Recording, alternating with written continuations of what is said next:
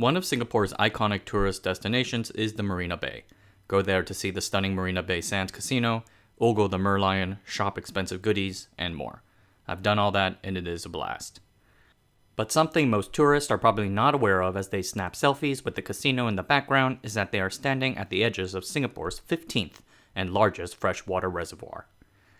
In this video, we're going to look at how that came to be, how the Singaporean government dammed the entire Marina Bay, and how their experience might inform other countries trying to beef up their water supply. But first, I want to talk to you a little bit about the Asianometry newsletter. The newsletter is a fine companion to the Asianometry video catalog.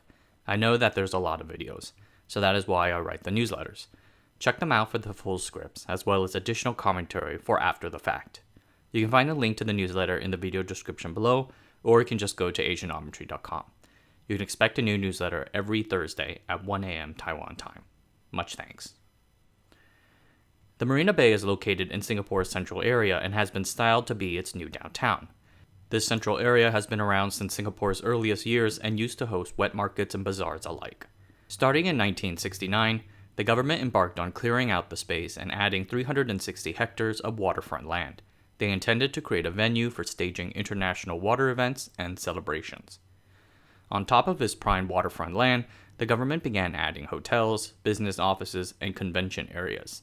The vision would be that it would serve as a 24/7 live, work, play area. Water flows into the bay from upstream rivers like the Singapore River, the Geylang River, and the Kallang River. The extensive land reclamation redirected the river's flow so that they no longer emptied directly into the ocean, but instead into the bay. In a previous video, I went into detail about Singapore's 50-year march towards water independence. Part of that strategy involved the expansion of local catchments for the country to store its fresh water. Of course, being a small island, opportunities to build such reservoirs are limited. In 1987, Minister Mentor Lee Kuan Yew had a proposal for the Marina Bay. In 20 years, it is possible that there could be breakthroughs in technology, both anti-pollution and filtration.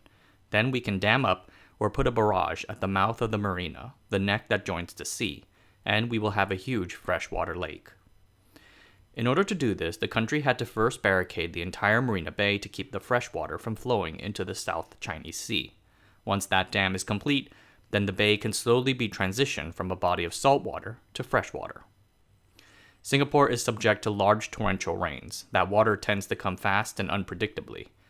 Because all the rivers now flow into the Marina Bay, a dam would rapidly need to open up to release storm water into the open ocean to prevent water from flooding into the surrounding low-lying areas. Minister Mentor Lee's vision would be accomplished with the 250 million Singapore dollar Marina Barrage project. The barrage spans the entire marina channel, roughly 350 meters wide. Construction began in 2005 and was completed in 2 phases over 3 years. The dam is made up of multiple components. First is the barrage itself. It has 9 crest gates and a 6-meter wide pedestrian bridge on top of it. Each of the gates are nearly 100 feet or 29.75 meters wide. Individually, they weigh nearly 70 tons, or almost as much as your mom. The other components help the dam do its job. There is a drainage pumping station, a lift for taking boats in and out to sea, a hydroelectric power plant, and of course, a visitor center with a green roof. At the time of their installation, the pumps in the pumping station were the biggest in the world, each capable of emptying an entire Olympic-sized swimming pool in a minute. They are to engage to remove stormwater during high tide. The first phase began with the construction of a cofferdam and 4 of the 9 gates. A cofferdam is a watertight enclosure built onto the seafloor that allows for construction under the waterline. The Marine Barrage cofferdam is itself a pretty cool achievement. Double-walled and 40 feet or 12 meters wide, the inside is filled with sand. The barrage itself was built on top of a foundation of 850 board piles. Each pile is 4 feet or 1.5 meters long and went up to 240 feet or 74 meters deep. The cofferdam itself had to have sheet piles drilled 100 feet or 31 meters deep into the bedrock. Installing the gates was pretty impressive. Each of the 70-ton gates have to be lifted from a crane barge floating outside the cofferdam into position between the dam piers. The precision of the placement has to be accurate to just 2 millimeters. As Phase 1 completed, a 100-meter section of that channel was left open for stormwater and ships to pass through. Upon completion, the cofferdam was removed and the gates left in an open position. The second phase saw a second cofferdam for the completion of the last 5 gates, as well as the installation of the pedestrian bridge's 9 segments on top of the barrage. One of the world's biggest cranes had to be commissioned to lift and carry the bridge's segments into place. With the barrage's completion in 2008, the reservoir was separated from the ocean, but held a mix of salt and fresh water. The reservoir needed to be desalinized. This process happened naturally over a span of 15 months as rainwater flowed into the bay and salty water was flushed out into the ocean. The Marina Bay today provides up to 10% of Singapore's water supply. Thus far, it has accomplished many of the goals the government had in mind for it. But it is worth noting some of the consequences and concerns associated with barricading Marina Bay. The first has to do with the cleanliness of the water. A lot of reservoirs are located far away from population centers for a good reason. Humans are dirty, disgusting creatures. The Marina Bay is Singapore's biggest reservoir and the only one located right in a downtown urban area. It is inevitable that trash and waste will wash right into the reservoir. The Singapore government asserts that the reservoir's water is cleaned daily. Water samples and analyses, though, found perfluorochemicals in the reservoir's sediments and waters. These chemicals are used to make coatings resistant to oil, heat, or grease. The long-term health consequences of being exposed to these chemicals in high levels are unclear.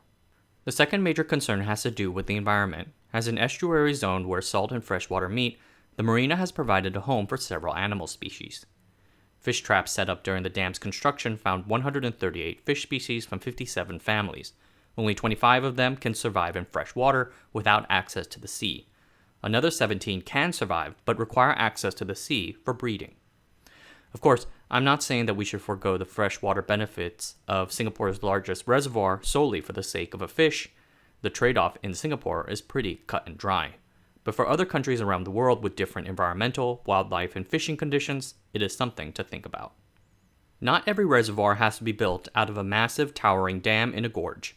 Hong Kong's Plover Cove and Singapore's Marina Bay demonstrate the possibility of making coastal reservoirs by barricading estuaries and coastlines. As other countries find themselves more water challenged due to the effects of global climate change, locations for traditional lake-style reservoirs are few and far between. For countries finding themselves in such situations, it might be prudent to look at coastal reservoirs as an alternative structure. The Marina Barrage is a tourist attraction, a valuable piece of infrastructure, and an engineering marvel.